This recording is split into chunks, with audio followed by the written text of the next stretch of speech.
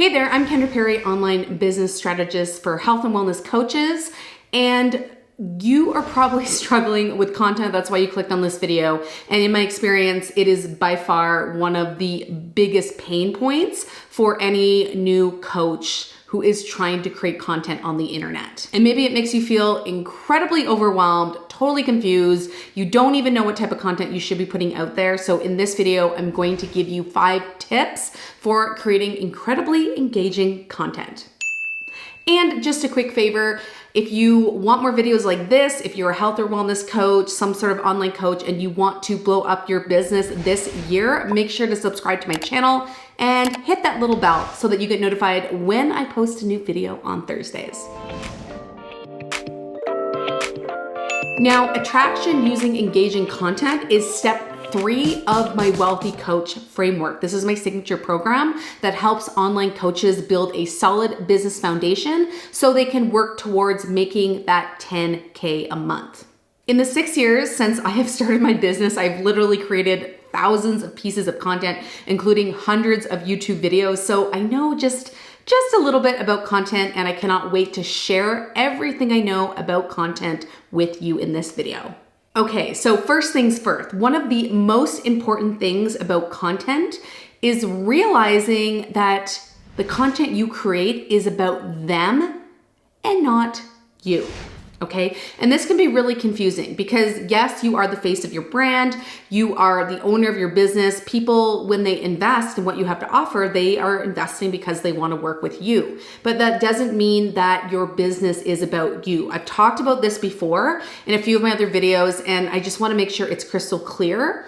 You're not an influencer. You're a business owner. Influencers are people with millions of followers who post about their life, about lifestyle, what they're up to, and they need to have millions of followers, if not more, because they don't really know those people and they don't really have a product to sell. You, as a business owner, as an online coach, you don't need millions of followers. You just need a few really engaged followers, and what that means is that your content needs to be completely inspired by your ideal client, the specific person whom you help with their problem. So instead of waking up in the morning and thinking, what content do I feel inspired to share today? You're missing the whole point if you're doing it that way. Really what you should be thinking is, how can I serve them and what do they need to hear today? So if you are confused about the type of content that you should be putting out there on social media, on the internet, it probably means that you don't know your ideal client well enough. Because when you know them intimately, when you know them really well, when you know their pains, their struggles, when you understand what keeps them up at night, then suddenly it becomes a lot easier when it comes to content creation. So that's number 1, it's about them and not you. All right, let's talk about step number 2, and this builds on the first step, which is it's about them and not you. So you need to do your research and understand your customer pain points. So like I said in the last step, if you're confused about the content you should be creating, it probably means you don't know your ideal client well enough. And maybe you were thinking, well, Kendra, like how the fuck do I get to know this person if I haven't worked with anyone yet? Well, I guarantee that there's people online out there in the world of Facebook, Instagram, LinkedIn, Pinterest, YouTube, wherever, who are struggling with the problem that you solve. You need to track these people down and you need to talk with them. You need to do what's called market research. This is probably the most important thing that you do in your business. Most coaches skip it, or maybe they only do it once and they never revisit it. So I'm in year 6 of my business. I still do market research once or twice a year. So I'm always going back, I'm surveying my audience, seeing who they are, seeing where they're at, seeing what they are struggling with. It's an ongoing process. But if you're new, you have no idea, you actually need to sit down and interview someone with this problem. So for example, if you help women with Hashimoto's, you need to find some women who have healthy Hashimoto's, and you need to interview them and ask them, like, what are they struggling with? What have they tried before that didn't work? What keeps them up at night? Why are they worried about this condition? How much do they want to fix it? And you want to take note. You don't want to have ulterior motives. You're not trying to sell them anything. You're literally just trying to get information from them. So if you could sit down with them for 20, 30 minutes, even an hour, this is gold. And once you have those pain points, so pain points are just the problems that these people, your ideal client, the people you help are struggling with, then you can create content around each of those pain points and solve those pain points. So if you are looking for a video to dive a little bit deeper into pain points, if you're still confused about this concept, I have a video and I will link to that below this video, and that video is called How to Identify Your Customer Pain Points as a Health Coach. So again, I'm gonna link to that in the description of this video. Okay, step number 3 for creating super engaging content is to share content in video form. I know, it's scary, right? I think a lot of new coaches have a lot of resistance towards sharing video content, towards showing up on camera. I totally get it. When I was new to this, I was pretty uncomfortable too. And you might be thinking, well, Kendra, like you are so confident on video, you totally rock it. This was not always the case. I didn't just burst out of the womb being good at video. I promise you, I did not. If you go to my Facebook page, you look at older videos from, 4 or 5 years ago, you're gonna see me looking a little bit awkward and really uncomfortable. And what I will tell you is I was super stressed out making all those videos. I got really worried and uncomfortable about it, and I had butterflies in my stomach all day, and I probably almost pooped my pants a little bit, or a little vomit, you know what I mean? But what I am saying is it's a learned skill. The reason why I can show up confidently on video now is because I've created at least 1 video per week, probably a lot more. These days I do it a lot more. I'm showing up on video on Instagram stories regularly, on YouTube once a week, Facebook Live, Instagram Live. I've done that every week for the past 4 years. It's a lot of fucking video, right? So the reason I'm good on video is because I've had a lot of practice and I've committed to honing in this skill and becoming good at it, becoming an expert. Now, the reason why you absolutely need to share on video is the know, like, and trust factor. People don't invest in you because of your fancy certification, because of your education. They don't invest in you because you're really good at spewing out really complex, intelligent, professional information, whatever you want to call that. They invest in you because they feel like they know you, because they trust you, and they like you. So they connect with you. It's really hard to connect with someone in a text medium. Yes, it can be done, but most people are consuming video content. Video is huge. This is why Facebook's pushing it. This is why Instagram developed IGTV. That's why you can now go live on LinkedIn. That's why Pinterest has video too. People are consuming video content. And when people can actually see you, when they can see your personality, how you talk, when they can look in your eyes, that's how they develop a relationship with you, and that's how they connect with you.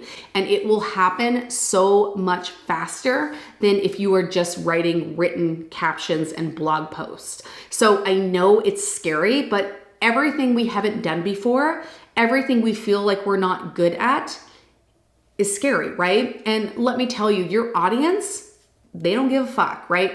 People don't want this perfectly curated, professional looking video anymore. That stuff just doesn't do as well. It's actually been found that sort of those vertical videos that people just make with their phone actually do really well on Facebook because they are raw, they are real, they are in the moment, and people are so fucking sick of these perfectly curated images where people look like fucking supermodels, perfect skin, perfect hair, perfect butt, whatever. People want to see real. They want to see people they can relate to. They want to be able to see themselves in the people that they follow online. So it doesn't need to be perfect. And if you screw up, if you're nervous, they're not going to care. They're probably going to be like, man, I would be nervous too.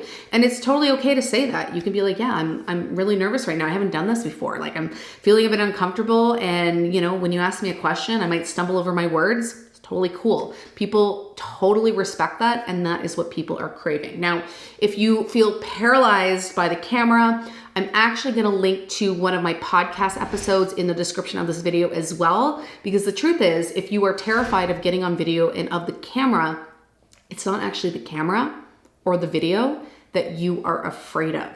You're actually afraid of judgment. And so I made a really good podcast episode on this. Everyone should listen to it. So I'm going to link to that below this description. So if you are someone who is feeling just like so paralyzed with this and you're like, I cannot do this, listen to that episode because it's going to help give you some clarity around why you are so scared.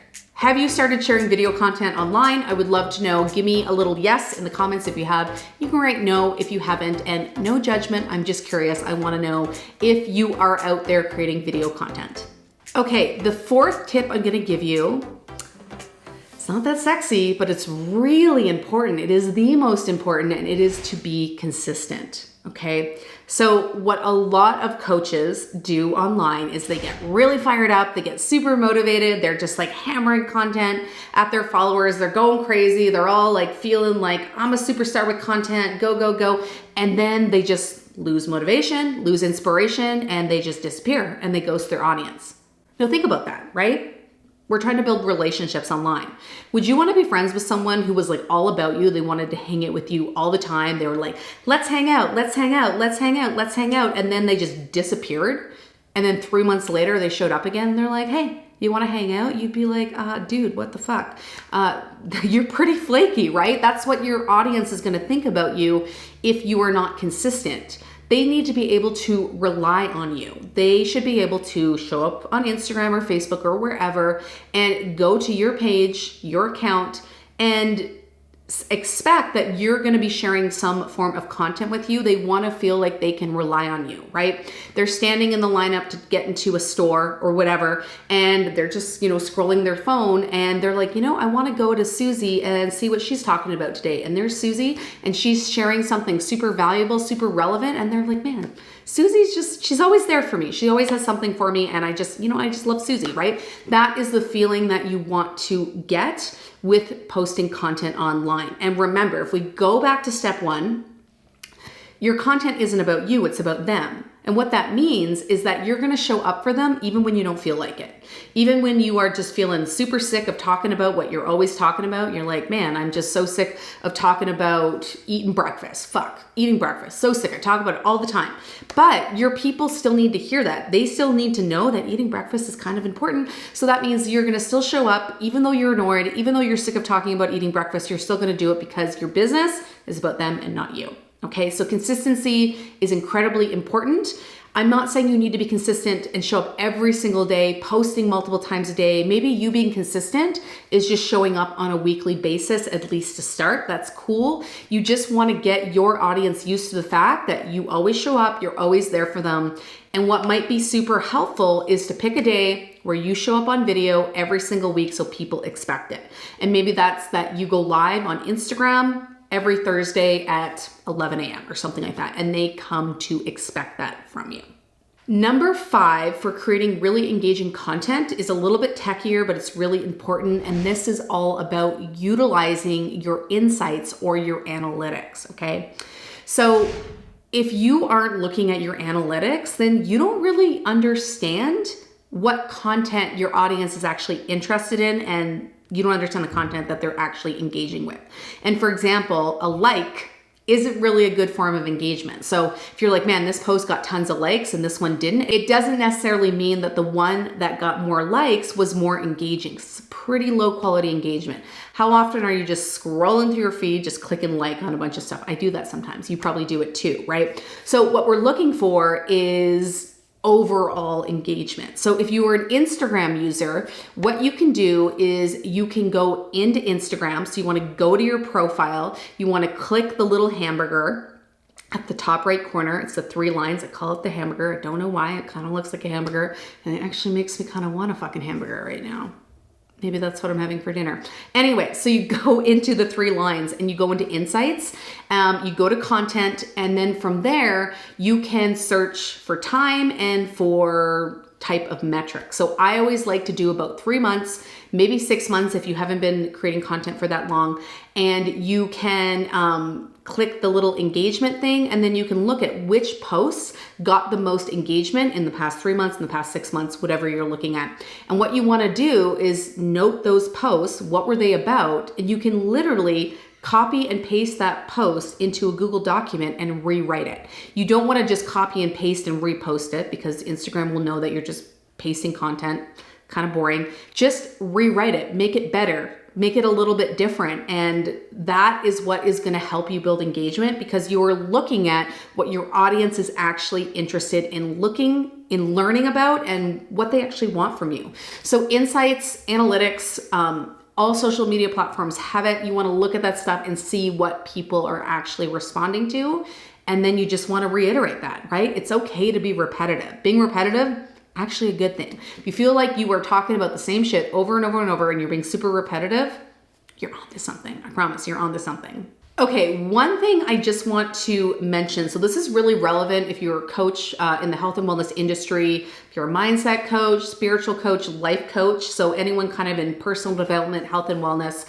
Your engagement might not be as good, but people are likely still listening, okay? So this sort of stuff, these industries, it's personal, right? So people aren't always going to be comfortable sharing or commenting in a public forum that like, yeah, my anxiety really sucks, or yeah, like I have chronic diarrhea and I like shit my pants every day. Like people probably aren't going to be comfortable sharing that. So what you're going to end up having are a lot of lurkers or a lot of creepers. Me personally, I'm a total creeper. I watch a lot of people's content and I never engage. I just watch, right? So that's why I like filtering for engagement, because the truth is just stopping the scroll and looking at it for a second, that will actually count as an engagement. So if you're not getting a ton of engagement, don't worry, because people will come out of the woodworks. If you're being consistent, you're sharing relevant content to your followers, and if you are being yourself, people are going to be watching. You just may not always know that you're watching. So when I was a health coach, I'd have people show up and be like, I've been following you for 2 years. I've read all your posts. And I was like, sorry, who are you? Like, I've never seen you before. We've never talked. So that does happen. So don't get frustrated. Just continue to show up and be consistent. Oh, one more thing before we go today. I really want to mention this. So Social Media Marketing World does an annual industry report. They surveyed 5,200 marketers, and what they found was of those 5,200 marketers, 79% were consistently creating content for social media for at least 1 year before they started to notice an increase in their sales. 1 year at least. Nobody builds a business in 90 days. So if you are, 3 months in, 2 months in, 6 months in, 7 months in, and you're like, I'm not getting anything, keep going, okay? I had this exact same experience. I actually think it was probably closer to 2 years into my business where I really started getting traction. Now, the reason for that is because I didn't have a specific niche. It took me a long time to choose a niche that worked for me. So I would start that year. The beginning of that year of consistency starts when you choose an ideal client and you start creating specific content for that person, okay? So this does take time. Consistency needs to happen over the long term. You need to be continually consistent. You need to not get in your head. You need to just keep plugging forward and know that it will pay off. It's just not going to happen right away. This is the long game. You're in this. You are an entrepreneur. Don't expect fast results. Okay, so if you want the rest of my tips for starting a successful online business, please grab my free Insider's Guide, where I'm gonna give you 10 incredibly important tips that every new coach needs to know when they're starting a business online, and I will link to that below this video. And if you like this video, please let me know by liking it, subscribing to my channel, or share it with someone who needs to hear it. That would be nice of you. That would be real nice of you. And if you like this video, give me a few exclamation marks, cannot talk, in the comments and let me know that you dug it. And I hope this clears up your confusion about content. So get out there, create content, and don't forget to be fucking consistent.